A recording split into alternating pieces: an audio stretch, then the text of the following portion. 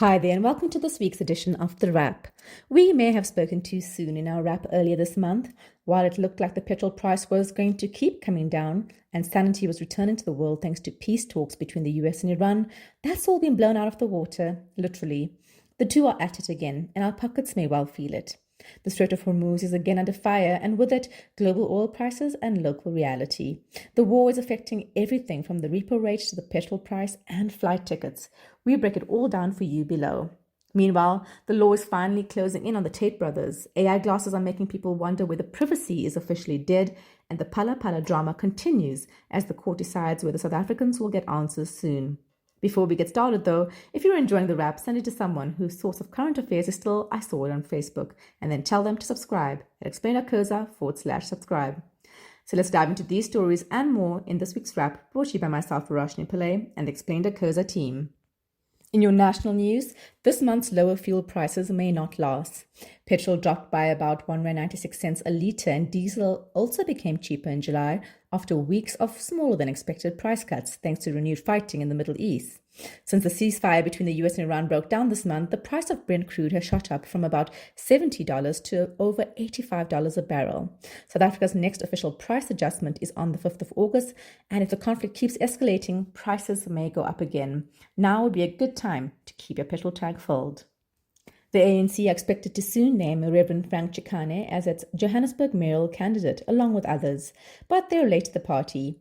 The DA announced Helen Zille last year in September, while Action SA backed Herman Mashaba in February. It's a sign of the times, too. In its dominant years, the ANC never deigned to tell voters their mayoral picks, expecting us to choose the party first and ask questions later. But it's lost that arrogance along with its majority in various metros in 2016. And good luck trying to catch a cheap flight during the war. Fly SA Fair says fuel surcharges added nearly 2,000 Rand to some Cape Town Johannesburg return fares at one point. The charges have eased as jet fuel prices cooled, but renewed tensions could push them up again. The airline is pausing new routes as demand softens. Meanwhile, flight path approval delays by the state-owned Air Traffic and Navigation Services, though they've denied fault, along with air traffic controller shortages, are also limiting local aviation growth. A perfect storm limiting our choice as passengers. And fighting your bank in court can be an expensive gamble, especially when your defense is mostly denial. Johannesburg couple Vernon Llewellyn Parsley and Rochelle Amanda Koch fell behind on their 2010 bond, then challenged the bank's paperwork, authority, and debt review process. This week, a judge found no valid defense and ordered them to pay more than 2.1 million Rand and the bank's legal costs. Their home may now be sold, although they have 5 months to pay up. Courts may protect homeowners, but they will not make a valid debt disappear. In your international news, the US-Iran ceasefire has truly collapsed, threatening global fuel prices. As we told you before, US President Donald Trump declared the June ceasefire over on the 8th of July. Washington resumed attacks after blaming Iran for strikes on commercial ships in the Strait of Hormuz. Tehran retaliated against US-linked bases across the Gulf. This week, the US and Iran continued strikes. The strait normally carries about 1/5 of global oil trade. With shipping badly disrupted, regional mediators are racing to secure a truce. Britain has a new Prime Minister, but voters did not choose him in a general election. On Monday, popular former Manchester Mayor Andy Burnham formally stepped into the role after the decidedly less charismatic Keir Starmer resigned in part over poor election performances. Burnham has promised a circuit breaker on living costs, rough sleeping, and public services. Britain has now had 7 prime ministers since 2016, and Burnham inherits weak growth, tight public finances, and deep political fatigue. The ceremony was smooth. Let's hope governing is too. The law is finally closing in on the Tate brothers. Andrew and Tristan Tate were arrested in Miami on Saturday after Britain requested their extradition. The manosphere figures built an online empire around violent, macho, anti-feminist ideas. They face 59 UK charges over alleged offences dating from 2010 to 2017, including rape, sex trafficking, and assault. Their lawyer calls the case politically motivated, but with separate proceedings underway in Romania, the toxic worldview they helped mainstream is finally facing a reckoning. India's so-called cockroaches have turned exam leaks into a youth revolt. Thousands of young Indians marched on Parliament on Monday, defying a police ban and demanding that the education minister resign over repeated exam paper leaks. Calling themselves the Cockroach Janta Party, protesters took their name from a Supreme Court judge's remarks comparing unemployed youth to cockroaches and turned it into a badge of resistance. The emerging youth-led movement wants to overhaul the way India is run, starting with an education system they say is corrupt. Meta's AI glasses are creeping people out. In response to a backlash, Meta said its controversial second-generation AI glasses would disable the camera when their recording light is covered or damaged. The fix targets users who modify the glasses to film people secretly, but critics say bystanders still cannot meaningfully consent to being recorded.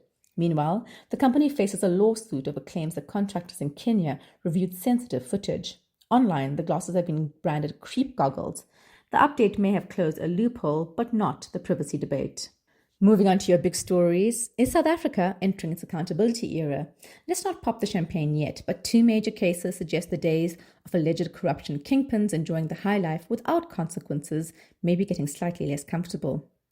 The Madlanga Commission, of course, has exposed allegations of criminal networks worming their way into the police and justice system. And this week, nearly 5 years after Gauteng health whistleblower Babita Deokaran was murdered, the Johannesburg High Court has granted a final forfeiture order over approximately 326 million rand in assets linked to alleged members of the Maumela syndicate. The forfeited assets include high-end properties, 4 Lamborghinis, a Bentley and a boat. Investors say 14 companies controlled by the alleged syndicate irregularly benefited from Tembisa hospital contracts worth more than 400 million rand. They found that most of the money was allegedly used to buy assets, pay bribes, and fund extravagant lifestyles, while very little could be linked to supplies delivered to the hospital. The forfeiture has permanently stripped an alleged corruption network of assets the state says were bought with stolen public money. In the second case of accountability this week, alleged underworld figure Vusimuzi Katmadlala and 4 co-accused have pleaded not guilty in a separate trial involving 25 charges, including 11 counts of attempted murder. The charges arise from three shootings allegedly committed between August 2022 and January 2024. Protesters also allege that money linked to one plot was laundered and disguised using a fraudulent invoice.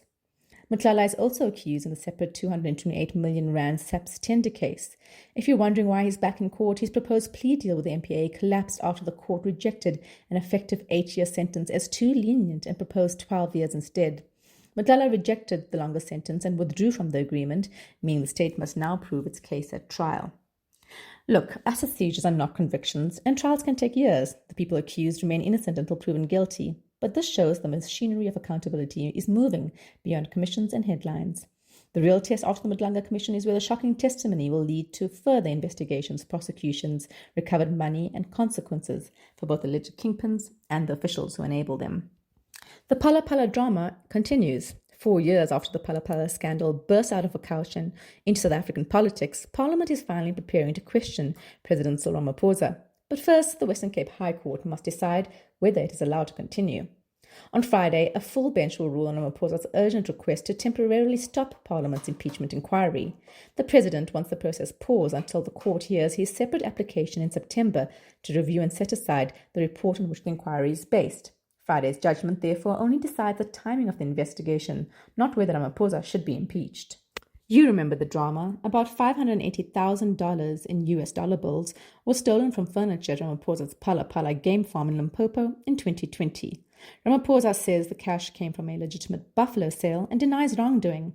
An independent panel appointed by Parliament later found prima facie evidence, meaning evidence that appears sufficient at first glance, that he may have seriously violated the Constitution or committed misconduct. In 2022, the ANC-controlled National Assembly voted against sending the report for further investigation, but the Constitutional Court smacked that down, ruling on the 8th of May this year that Parliament had failed in its oversight duties and ordered it to properly process the report through an impeachment committee. That brings us to where we are today. Ramaphosa's legal team is now contesting the independent panel report and using this to hold off on the Parley inquiry. His lawyer, Advocate Wim Trengrove, argues that the panel applied the wrong test.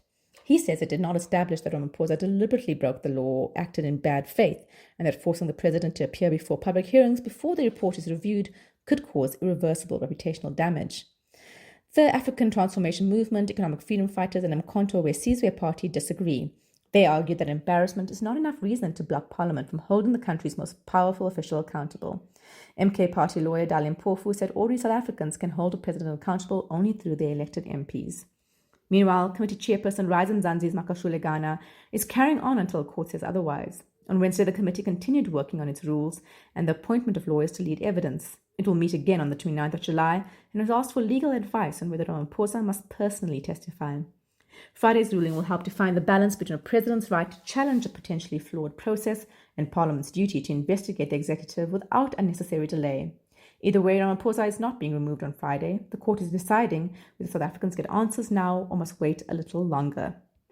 Finally, the biggest FIFA World Cup in history delivered a dethroned title holder and one of the wildest third-place matches the tournament has ever seen.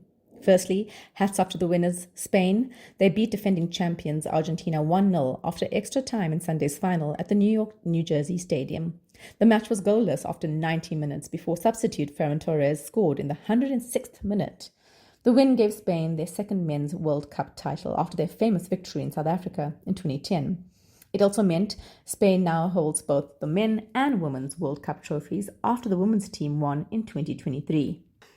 This is a sign of a football system producing winners across generations and genders.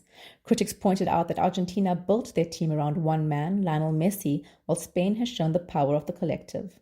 The tournament itself broke new ground as the first to feature 48 teams and 104 matches, not to mention a very American halftime musical extravaganza. The expansion produced some genuinely lovely chaos.